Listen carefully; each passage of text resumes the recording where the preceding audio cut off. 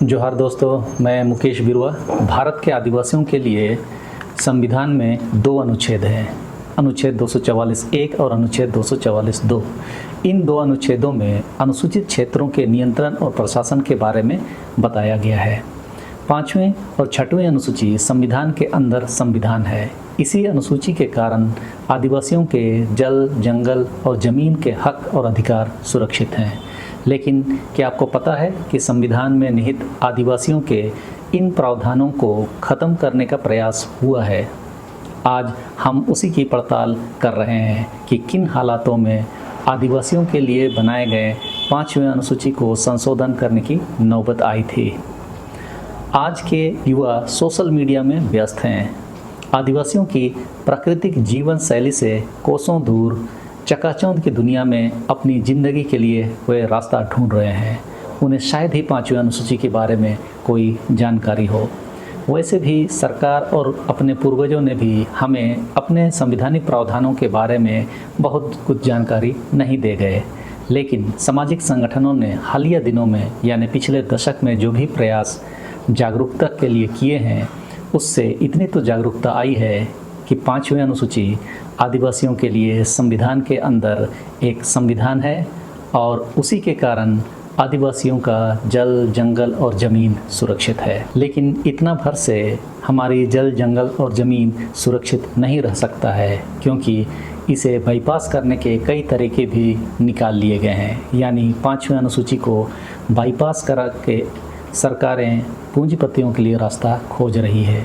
उसी में यह भी प्रयास हुआ है कि क्यों ना 5वीं अनुसूची को ही बदल दिया जाए, संशोधित कर दिया जाए। जी हाँ, ऐसा प्रयास हुआ है।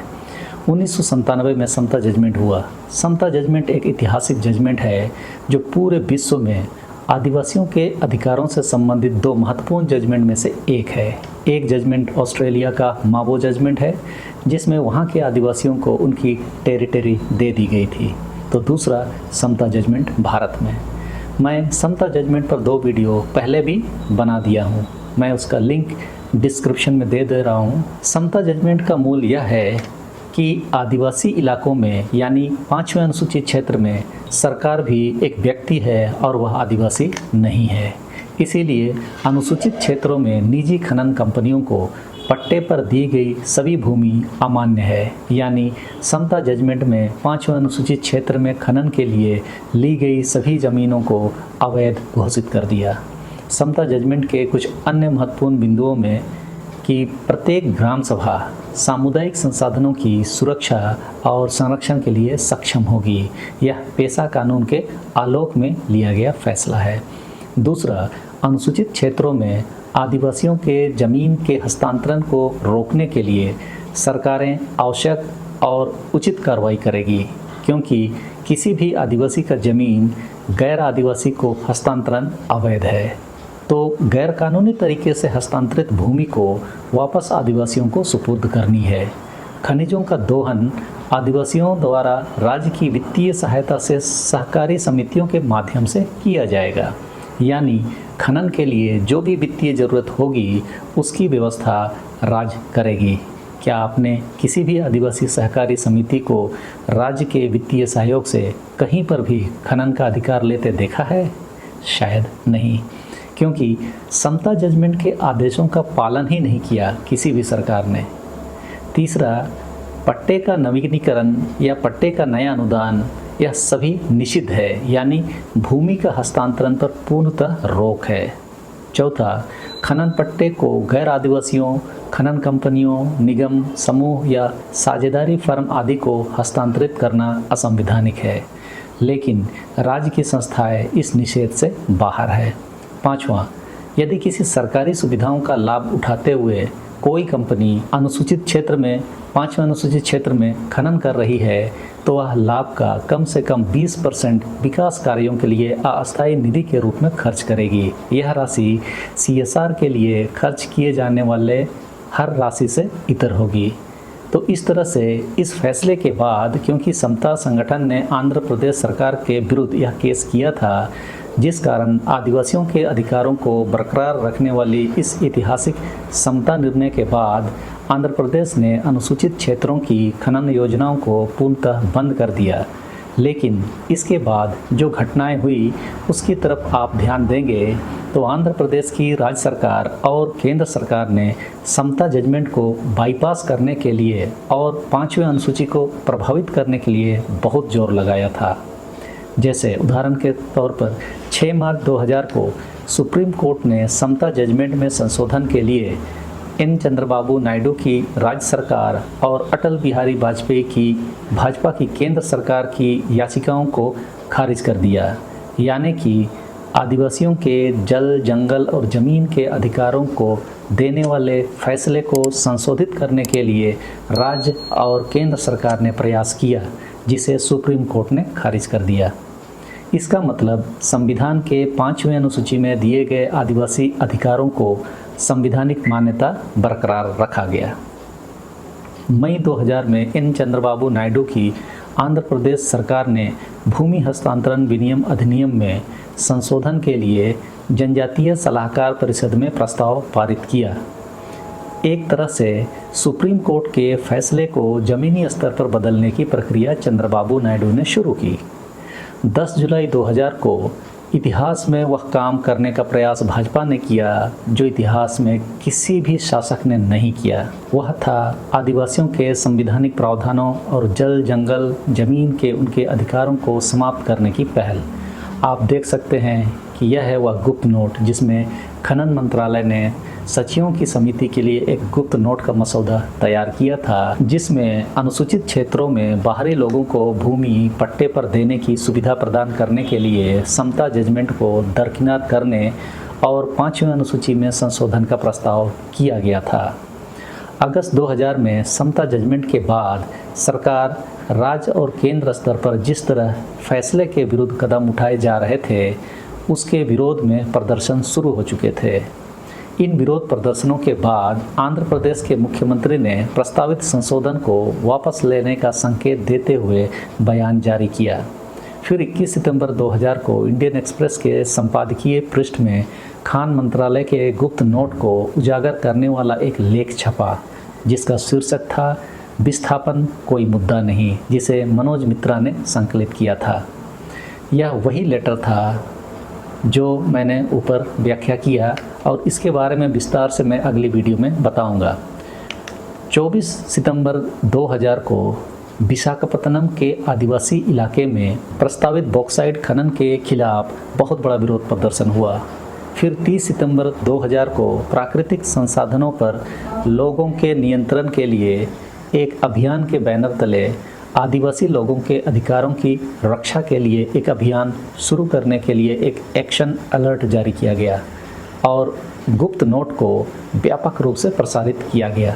दिसंबर 2000 को भूमि अधिग्रहण अधिनियम, 5वें अनुसूची और विस्थापन नीति पर इंडियन सोशल इंस्टीट्यूट नई दिल्ली में राष्ट्रीय परामर्श बुलाया गया, जिसमें कई राजनीतिक दलों ने भी अपने प्रतिनिधि भेजे। जनवरी 2001 तक में राष्ट्रीय और क्षेत्रीय मीडिया में इस मुद्दे को व्यापक कवरेज मिली और कई लोगों ने प्रधानमंत्री और राष्ट्रपति सहित संबंधित मंत्रियों को भी पत्र लिखा। 26 जनवरी 2001 को राष्ट्रपति ने अपने गणतंत्र दिवस के भाषण में संविधान की 5वें अनुसूची में संशोधन की साजिश के खिलाफ अप्रत्यक्ष चेतावनी दी थी। फरवरी 2001 में समता जजमेंट के कारण व्यापक विवाद राष्ट्रीय स्तर पर छिड़ गया। 15 मार्च 2001 को आदिवासी भूमि को निजी कंपनियों को पट्टे पर दिए जाने के विवाद ने केंद्र सरकार को भी परेशान किया और अंततः 15 मार्च को प्रधानमंत्री ने अर्जुन सिंह के एक प्रश्न के उत्तर में राज्यसभा में कहा कि सरकार का समता जजमेंट से निपटने के लिए 5वें अनुसूची में संशोधन करने का कोई इरादा नहीं है। इस तरह से 5वें अनुसूची में संशोधन की वकालत कर रही भाजपा बैकफुट पे आ गई। लेकिन आपको क्या लगता है कि केंद्र सरकार सदन में बयान देकर मान गई? आज के समय में भी हम जानते हैं कि भाजपा लोकसभा और राज्यसभा दोनों जगह झूठ बोलने में लगातार पकड़ी जा रही है। 2001 में भी वही हुआ। सदन में तो बयान दिया कि 5वें अनुसूची में संशोधन का कोई इरादा नहीं, लेकिन अप्रैल 2001 में समता जजमेंट की समीक्षा करने के लिए अदालत में अपील पुनः की गई। 1 मई 2001 को 10वीं पंचवर्षीय योजना 2002 से 2007 में समता निर्णय को निजी कोयला खनन में बाधा बताया गया और इस बाधा को दूर करने के लिए अन्य संशोधनों का सुझाव दिया गया। 11 मई 2001 को विनिवेश मंत्री अरुण शौरी ने बयान जारी कर कहा कि वह समता जजमेंट की समीक्षा करना चाहते हैं। यह हिंदू बिजनेस लाइन में छपा था। इस बीच सुप्रीम कोर्ट के बाल्को मामला को केंद्र सरकार ने 5वीं अनुसूची में संशोधन करने के लिए प्रयोग भी किया। सरकार ने 5वीं अनुसूची को मजबूती और स्पष्टता देने वाले सर्वोच्च न्यायालय के आदेशों को लागू करने के बजाय अलोकतांत्रिक और असंवैधानिक तरीके से काम किया। वह न केवल निर्देशन की अनदेखी करने की कोशिश की बल्कि फैसले को पलटने का भी निरंतर प्रयास किया। भविष्य में खनन गतिविधियों को देखते हुए सुप्रीम कोर्ट ने सरकार द्वारा उठाए जाने वाले कदमों के बारे में कुछ स्पष्ट निर्देश दिए हैं। कोर्ट ने निर्देश दिया है कि प्रधानमंत्री को सभी मुख्यमंत्रियों और अन्य संबंधित केंद्रीय मंत्रियों का एक सम्मेलन बुलाना चाहिए ताकि दिशा निर्देशन के आलोक में उपयुक्त कानून बनाने के लिए नीतिगत निर्णय लिया जा सके ताकि पूरे देश में एक समान योजना लागू की जा सके। यह निर्देश आदिवासी अधिकारों के हित में लागू किए जाने की बात कहती है। हालांकि अगर खनन के लिए आज संविधान में संशोधन किया जाता है तो ऐसे कई क्षेत्र होंगे जो अन्य विकास के उद्देश्य के लिए आदिवासियों की भूमि के अधिग्रहण को उचित ठहराएंगे। इससे केवल आदिवासियों का पूरी तरह से विनाश और विस्थापन ही होगा। अटॉर्नी जनरल श्री सोली सोराबजी के माध्यम से सरकार की राय फिर से स्पष्ट है, लेकिन विडंबना भी यह है कि समता मामले में आदिवासियों की ओर से भी वे पेश हुए थे। उन्होंने गुप्त दस्तावेज में खान मंत्रालय को स्पष्ट रूप से बताया कि समता निर्णय के प्रतिकूल प्रभाव का मुकाबला करने के लिए भारतीय संविधान की 5वीं अनुसूची में संशोधन किया जा सकता है। तो सर्वोच्च न्यायालय अपने पिछले निर्णय पर पुनर्विचार कर सकता है। देश की खनिज संपदा अपनी जगह पर बनी रहेगी ताकि हम उसका दोहन करने के लिए समझदारी भरे तरीके खोज सकें। ऐसा भी नहीं है कि निजी कंपनी को बेच देना ही देश की आर्थिक पिछड़ेपन का एकमात्र कोई जादुई इलाज है। आदिवासी सहकारी खनन समितियां, भूमि के पारंपरिक निवासियों के साथ लाभ में साझेदारी, लोकतांत्रिक और पारदर्शी योजना और कार्यान्वयन, कंपनियों को दूसरे विकसित देशों की तरह सभी कानूनों का पालन करने के लिए मजबूर करना आदि देश के सामने कुछ समझदार शासन के विकल्प हैं। इस पूरे अभियान में हमारे सामने सवाल सिर्फ यह नहीं है कि 5वीं अनुसूची मौजूद है या नहीं, बल्कि यह भी है कि क्या हम अपने जीवन की रक्षा और सुरक्षा करने की स्थिति में हैं भी या नहीं। हमारी ज़मीन और हमारे संसाधन यानी कि जल, जंगल और ज़मीन हमारे जीवन का आधार हैं और उन पर हमारा अविभाज्य अधिकार है।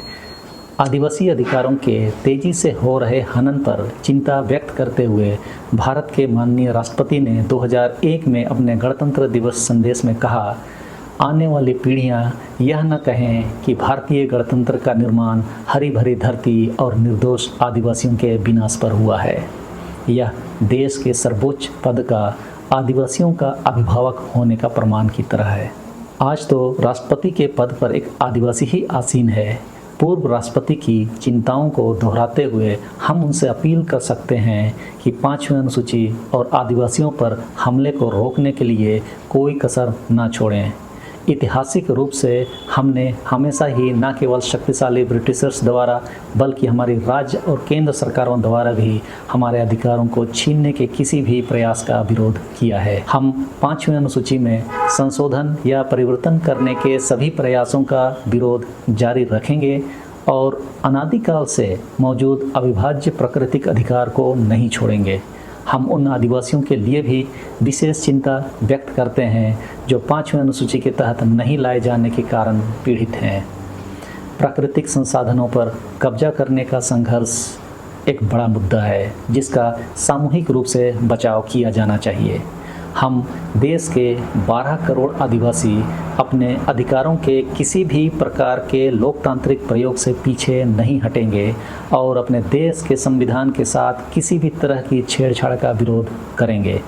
हम अपने देश की सभी लोकतांत्रिक ताकतों से भी आह्वान करते हैं कि वे प्राकृतिक संसाधनों पर आदिवासियों के प्राकृतिक अधिकारों के लिए संघर्ष की भावना और लोकाचार को समझें, जो वैश्विक पूंजी के हमले पर सार्थक भूमिका निभा सकते हैं।